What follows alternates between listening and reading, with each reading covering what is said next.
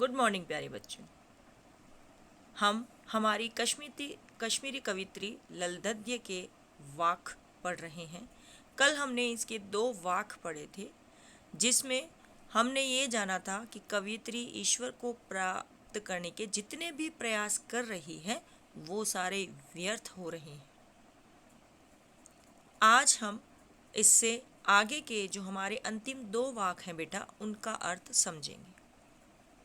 हमारा तीसरा वाक है बेटा, आई सीधी राह से गई न सीधी राह, सुषुम सेतु पर खड़ी थी बीत गया दिन आह, जेब टटोली कौड़ी न पाई, माजी को दूं क्या उतराए। सबसे पहले बेटा इसके कठिन शब्दों का अर्थ हम देखेंगे। सुषुम सेतु, सुषुम्ना नाड़ी के मध्य। बेटा हमारे शरीर में 2 नाड़ियाँ होती है, ईड़ा और पिंगला। उन दोनों नाड़ियों को जोड़ने वाले सेतु का नाम सुषुम्ना है। मतलब एक जो नाड़ी उन दोनों को जोड़ती है, ईड़ा और पिंगला को, उसे सुषुम्ना नाड़ी कहा जाता है। और ऐसा माना जाता है कि जो अपनी सुषुम्ना नाड़ी को वश में कर लेता है वह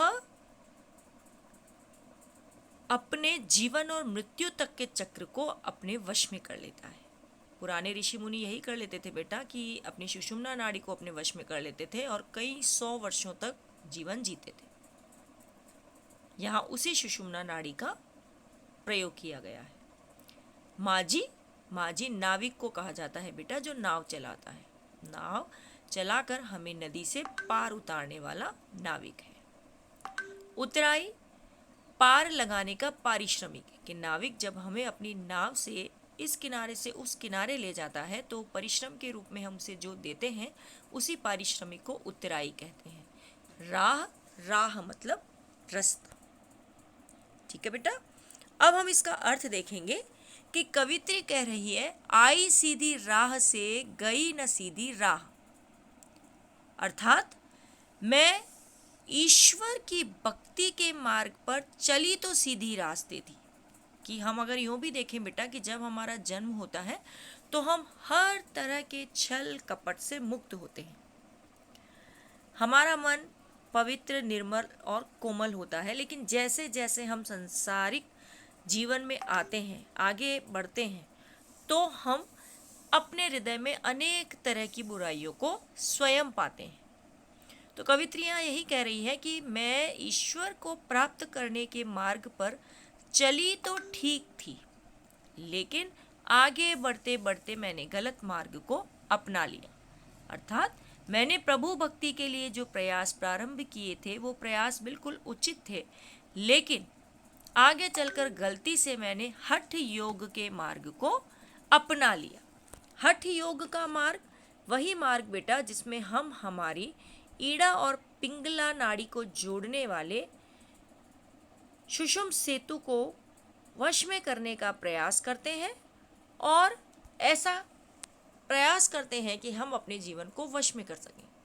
तो कवित्री भी कह रही है कि मैं भक्ति के मार्ग पर चली तो सीधी थी, लेकिन मैंने गलती से हठ योग के मार्ग को पकड़ लिया और जीवन भर सुषुम्ना नाड़ी को साधने का प्रयास करती रही।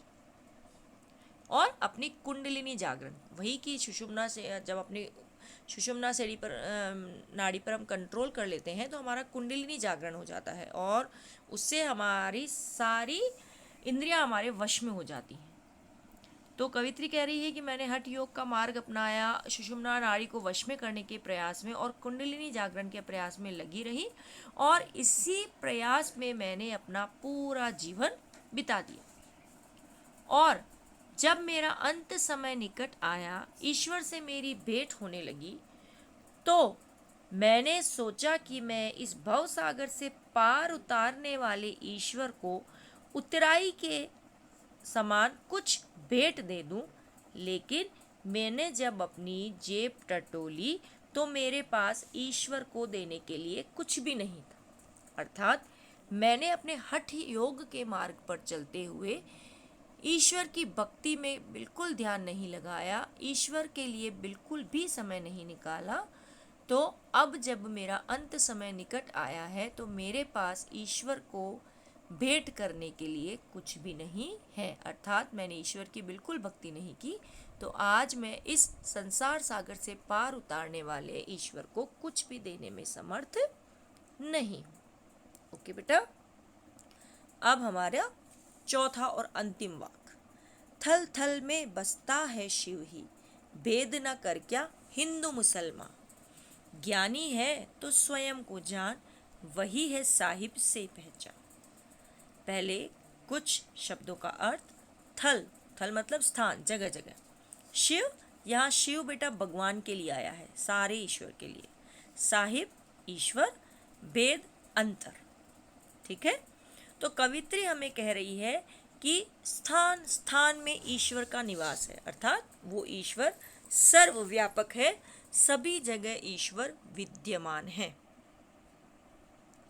और वह परमात्मा अत्यंत कल्याणकारी है, वह हर जगह विद्यमान है।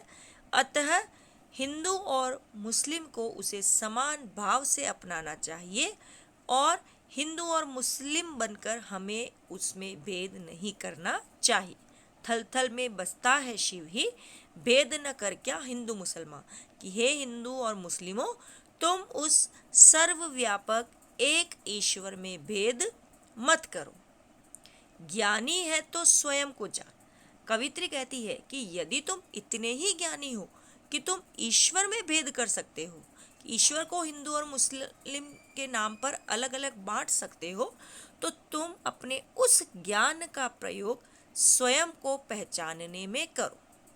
अपनी आत्मा को पहचानो, उसमें छिपे हुए विकारों को दूर करो, और जिस दिन तुम अपनी आत्मा को पहचान जाओगे, अपना आत्म साक्षात्कार कर लोगे, अपना मन साफ कर लोगे, अपने मन में जितनी भी बुरी भावनाएं हैं उनको दूर कर कर ईश्वर को एक मानने लगोगे, वही तुम्हारी ईश्वर से सच्ची पहचान होगी।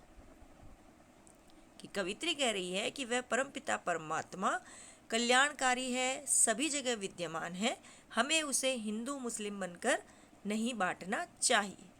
कवित्री कहती है कि यदि हम इतने ज्ञानी हैं कि हम ईश्वर को बांट सकते हैं, तो हमें उस ज्ञान का उपयोग स्वयं को पहचानने में लगाना चाहिए, और जिस दिन हम स्वयं को जान जाएंगे, अपनी आत्मा को शुद्ध कर लेंगे, वही हमारी ईश्वर से सच्ची पहचान होगी। ये बेटा आपके आज के दोनों वाक्य, आपको वही कल की तरह इन वाक्यों को समझना है, इनके भावार्थ को अपनी कॉपी में लिखना है। ओके बेटा, बाय।